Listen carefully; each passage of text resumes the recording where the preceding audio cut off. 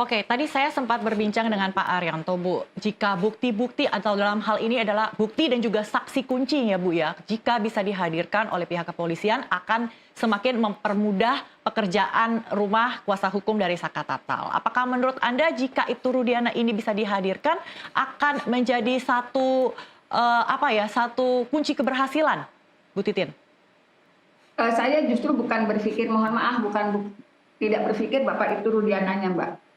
Yang saya sangat ingin hadirkan di persidangan, tim juga sudah berbincang masalah itu, bagaimana menghadirkan anggota kepolisian yang melakukan olah TKP. Yang melakukan olah TKP pada saat kejadian. Justru itu yang harus dihadirkan. Karena tidak mungkin, Mbak, kalau menurut saya nggak mungkin anggota kepolisian yang melakukan olah TKP tidak memiliki data. Tidak mungkin betul gitu.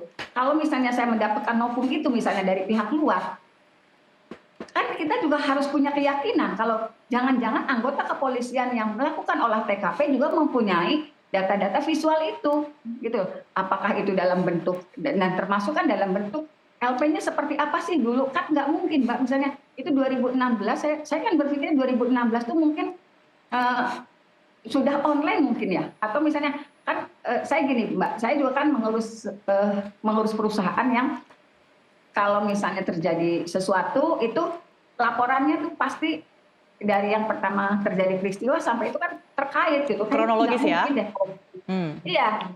Jadi nggak mungkin misalnya anggota kepolisian yang melakukan olah TKP tidak punya data pendukung gitu, nggak mungkin banget. Nah sebetulnya itu yang ingin kami hadirkan dalam persidangan, kami akan memohonkan majelis. Tapi kan persoalannya ketika dimohonkan kepada majelis, misalnya saya nggak tahu apakah anggota yang dulu itu masih aktif. Nah ketika tidak mendapat izin dari institusi kepolisian itu kan yang berat. Bagaimana bisa terbuka perkara ini apabila misalnya ketika kita meminta anggota polisi yang melakukan olah TKP dihadirkan tetapi tidak mendapat izin dari institusi kepolisian.